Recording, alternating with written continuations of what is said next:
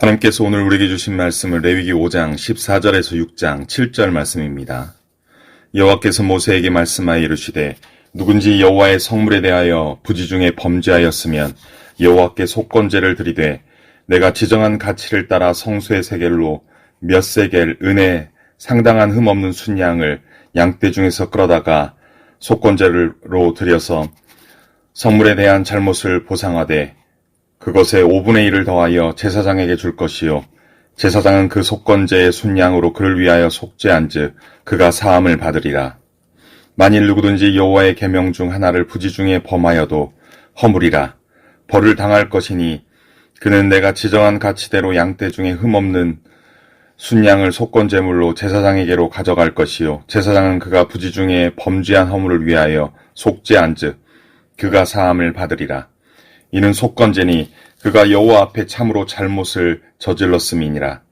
여호와께서 모세에게 말씀하여 이르시되 누구든지 여호와께 신실하지 못하여 범죄하되 곧 이웃이 맡긴 물건이나 전당물을 속이거나 도둑질하거나 착취하고도 사실을 부인하거나 남의 잃은 물건을 줍고도 사실을 부인하여 거짓 맹세하는 등 사람이 이 모든 일 중에 하나라도 행하여 범죄하면 이는 죄를 범하였고 죄가 있는 자니 그 훔친 것이나 착취한 것이나 맡은 것이나 잃은 물건을 준 것이나 그 거짓 맹세한 모든 물건을 돌려보내되 곧 그 본래 물건의 5분의 1을 더하여 돌려보낼 것이니 그 죄가 드러나는 날에 그 임자에게 줄 것이요 그는 또 그 속건 제물을 여호와께 가져갈지니 곧 내가 지정한 가치대로 양떼 중 흠없는 순양을 속건 제물을 위하여 제사장에게로 끌고 갈 것이요 제사장은 여호와 앞에서 그를 위하여 속죄한즉 그는 무슨 허물이든지 사함을 받으리라.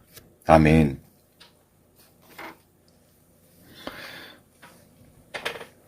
출애굽기에서 하나님께서는 시내산 정상에 모세를 불러 거기서 십계명과 언약서의 율법과 성막법을 주셨습니다.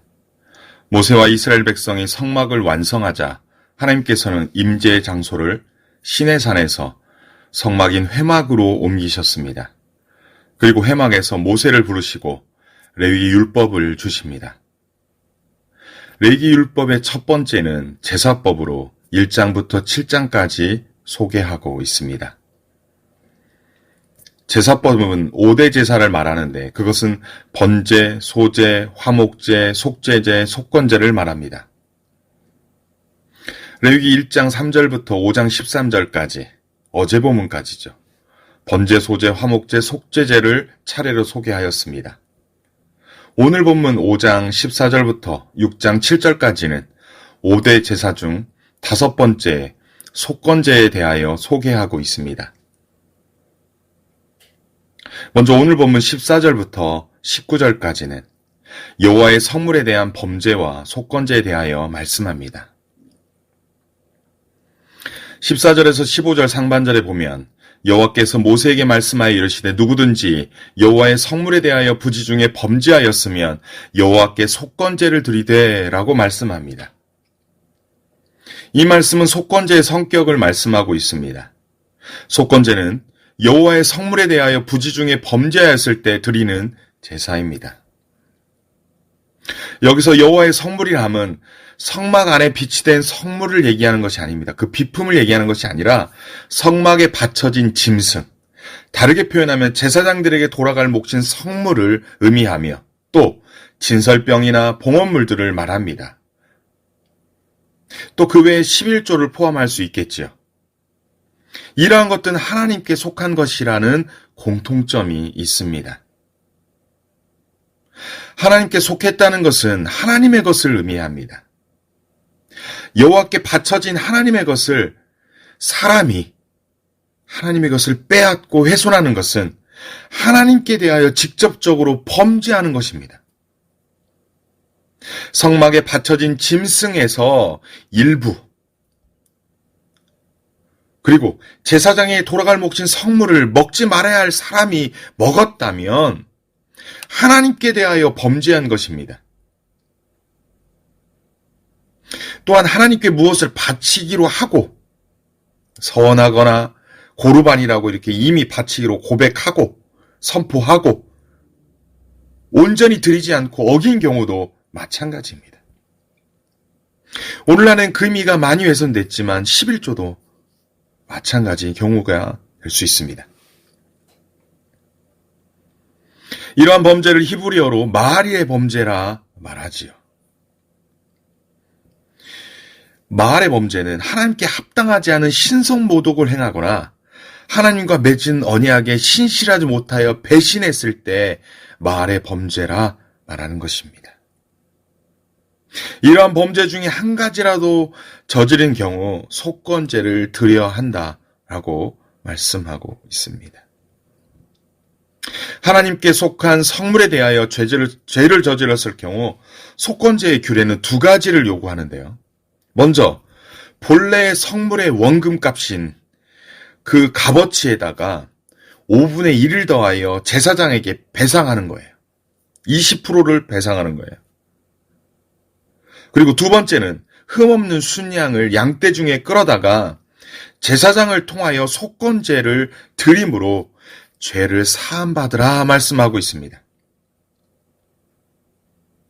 물건값의 배상이 전제가 된 제사를 통하여 사함을 받을 수 있다라고 말하는 것입니다.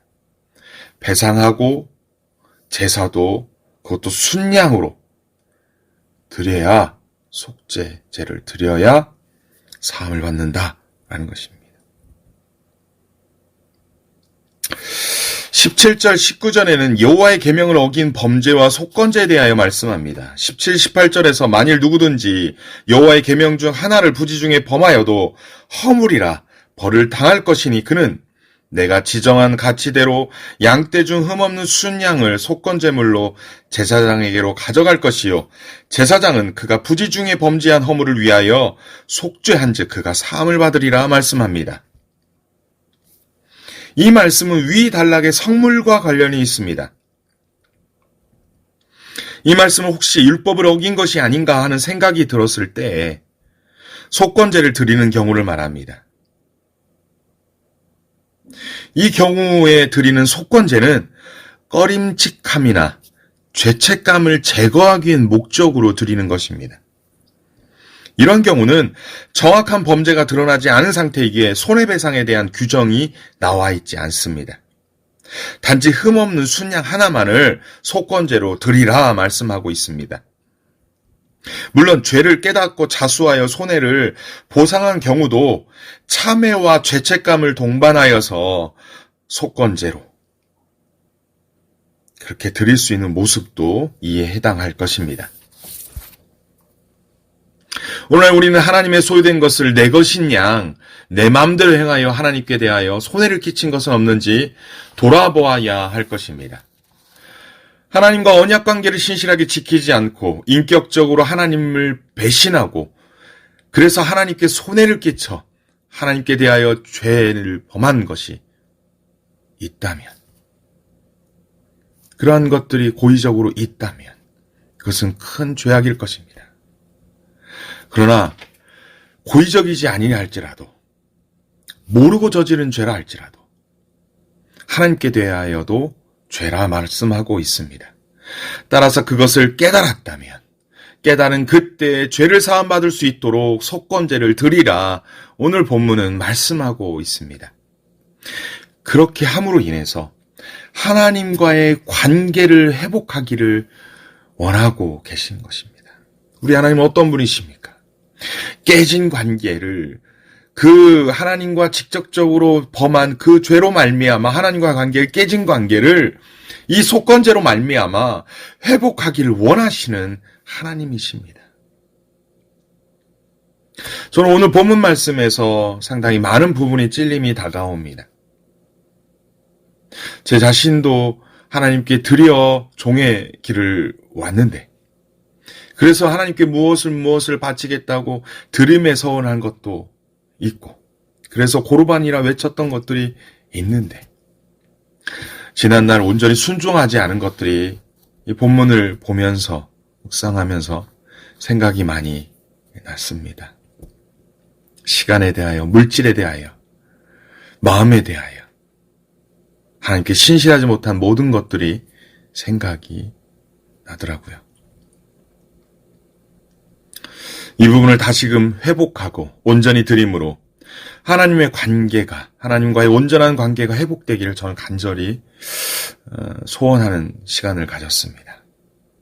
저뿐만 아니라 말씀을 듣는, 묵상하는 모든 성도 여러분 또한 이 속건제에 관련된 이 제사법을 통하여서 하나님과 소원해진 관계, 깨어졌던 관계, 무너졌던 관계 다시금 회복되어지는 그러한 도전의 시간 되기를 간절히 축원합니다. 6장 1절에서 7절 말씀은 이웃에 대한 소유권을 침해한 범죄와 속건제에 대하여 말씀합니다. 6장 2절 3절에서 여호와께서 모세에게 누구든지 여호와께 신실하지 못하여 범죄하되 곧 이웃이 맡긴 물건이나 전당물을 속이거나 도둑질하거나 착취하고도 사실을 부인하거나 남의 잃은 물건을 줍고도 사실을 부인하여 거짓 맹세하는 등 사람이 이 모든 일 중에 하나라도 행하여 범죄하면 이는 죄를 범하였고 죄가 있는 자라 말씀합니다. 이 6장 2절 3절에서 세 가지의 말의 범죄를 말씀하는데요. 그 첫 번째는 이웃이 맡긴 물건이나 담보물을 속이는 것. 두 번째는 도둑질하거나 이웃의 것을 강제로 빼앗는 것. 세 번째는 남의 잃어버린 물건을 줍고도 감추거나 거짓 증언을 하는 것 등에서 하나라도 행한다면 그것은 죄를 범한 것이라 말씀하고 있습니다. 그것도 말의 범죄라는 거예요. 하나님께 직접적인 범죄라는 거예요. 따라서 4절 이하에서 그 훔친 것이나 착취한 것이나 맡은 것이나 잃은 것을 주운 것이나 그 거짓 맹세한 모든 물건을 돌려 보내되 그 본래 물건에 그 5분의 1을 더하여 돌려 보낼 것이라 말씀합니다. 그 본래 가치의 20%를 더하여서 손해를 배상하라는 것입니다. 그리고 그 죄가 드러나는 날에 그 임자에게 줄 것이라 라면서 그 보상하는 때가 깨닫는 그때, 드러나는 그때 그 임자에게, 주인에게, 그 이웃에게 돌려줄 것을 말씀하고 있습니다. 이 6장의 이하에 있는 말씀은 타인의 재산에 대해 손해를 끼쳤다면 먼저 보상을 하되 원금에다가 20%를 더하여 보상하라 라고 말씀하고 있는 것입니다. 놀라운 것은 사람들에게 위와 같이 잘못된 행동을 하는 것은 하나님께 신실하지 못한 행동이라 말씀합니다. 오늘 본문의 해석이 참 도전이 되죠. 누구든지 여호와께 신실하지 못하여 범죄하는 것이다 라는 것이죠. 만일 신실하다면 이런 범죄를 하지 않을 것이라는 얘기와도 같은 것이죠.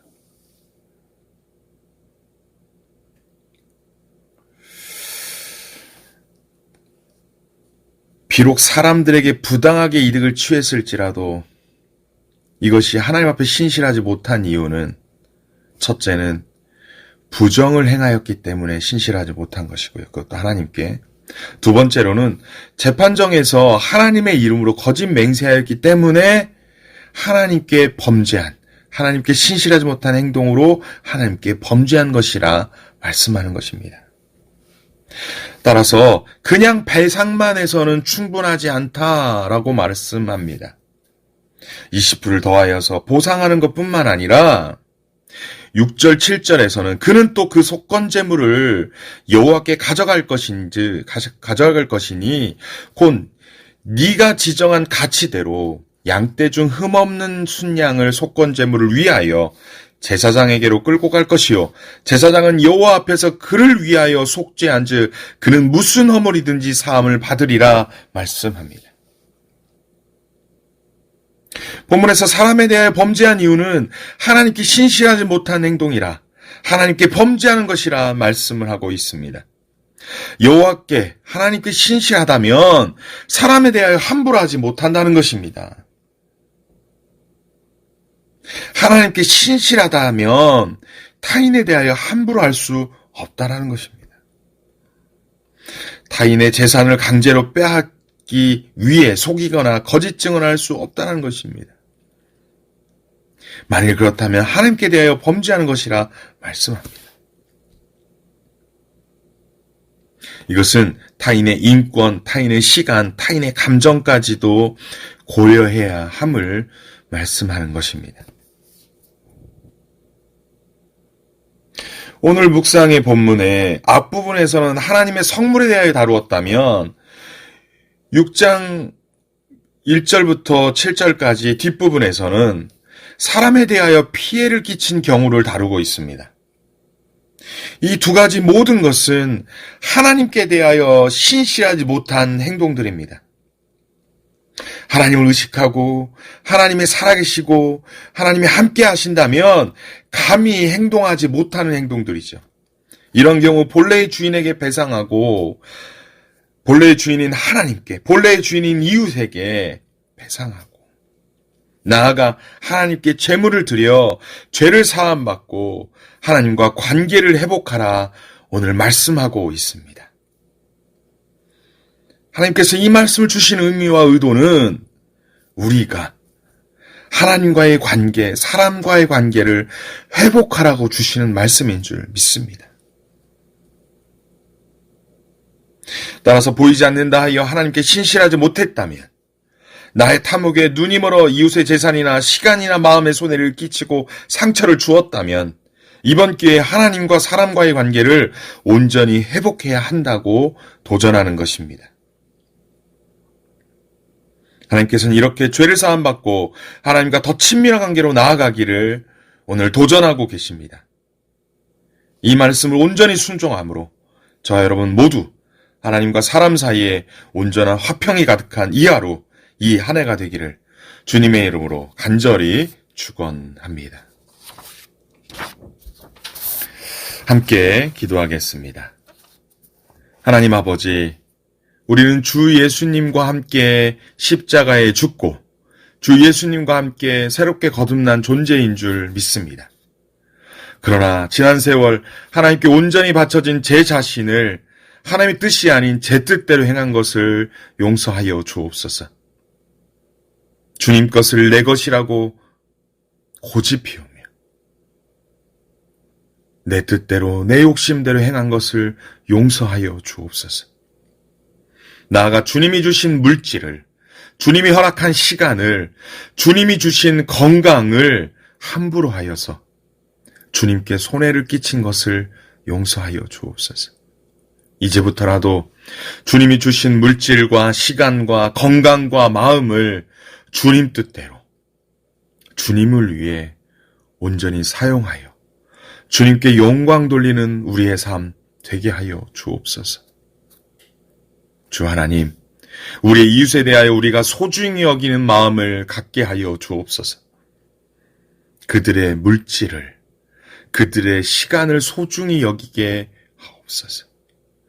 하나님께 신실함으로 주께서 허락하신 이웃을 가볍게 여기지 않게, 하찮게 여기지 않게 주께 대하듯 선한 마음으로 대하여 빛과 소금의 사명을 온전히 감당하는 우리의 삶, 우리의 인생 되게 하여 주옵소서. 이 모든 것 감사드리며 예수님의 이름으로 기도합니다. 아멘.